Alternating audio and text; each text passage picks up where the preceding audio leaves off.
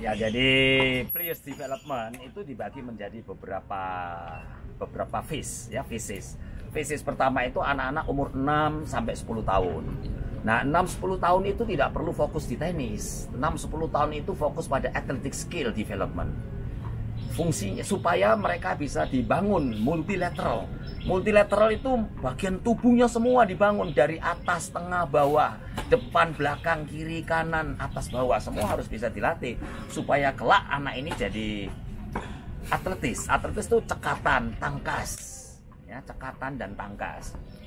Setelah fase ini, tapi tetap dia bermain tenis, tapi bermain tenisnya cukup cuma 1 minggu, ya antara 4 sampai 6 jam. Tapi selebihnya itu mereka harus ini multilateral development. Biasanya kita multilateral development itu anak-anak diajarkan sepak bola mini ya, sepak bola mini, basket mini, bulu tangkis, pingpong, apa saja yang nanti ada hubungannya dengan tenis. Kalau basket dengan sepak bola itu movement dan energy systemnya itu sama. Jadi nanti dia mendapatkan benefit transfer dari movement transfer ya. Energy transfer, energy fitness transfer itu gerakan-gerakannya itu sama, tenis sama tenis, basket dan sepak bola itu mereka intermittent, santai, santai. Nah itu sama nanti kalau sudah terbiasa ini otomatis otot-ototnya terlatih, fast twitch fibernya terdevelop dengan baik. Itu yang dimaksud dengan multilateral development, persiapan untuk anak nanti after 10 years old, after 10 ya, after 10 tahun. Nah, pada saat anak belajar 6-10 tahun ini diajarkan pukulan-pukulan yang basic shot. Basic shots itu apa? Tapping, touching, light hit. Jadi jangan anak kecil sudah langsung suruh pukul keras dari baseline to baseline. Itu salah, itu kuno sudah. Jadi kita harus mengikuti perkembangan zaman. Kenapa? Karena ITF itu bikin research, 15 tahun researchnya menciptakan itu, membuat modify, lapangannya harus kecil dulu, bolanya harus besar supaya lembek. Nah itu harus kita ikuti supaya anak-anak kita nanti versatile pada saat usia 14 tahun. Nah pada usia 6-10 tahun ini harus diajarkan broad teknik, macam-macam teknik. Broad teknik itu bukan stroke, bukan volley, bermacam-macam. Di lapangan 6 itu lapangannya bisa dibagi menjadi shot tenis kira-kira 2-3 meter dari net. Kemudian mundur dia di service box. Service box itu bisa memanjang ini ya, setelah itu memanjang setengah lapangan down straight line ya, atau cross line.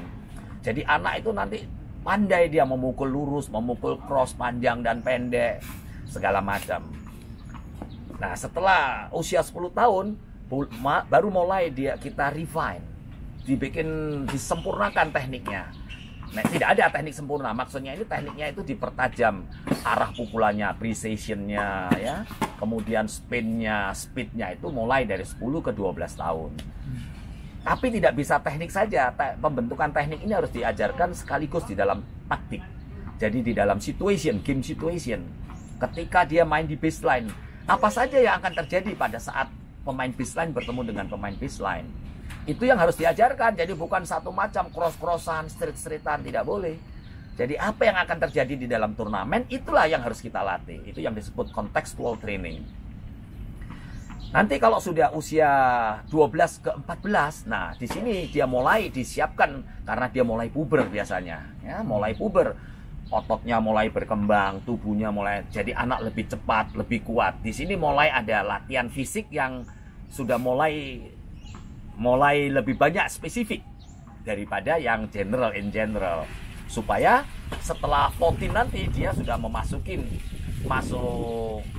performance development. Jadi harus disiapkan dari usia 6 sampai 12 tahun. Usia 12-14 tahun sudah mulai mempertajam tekniknya ya, lebih banyak spin, lebih banyak speed. Jadi powernya di sini mulai ada.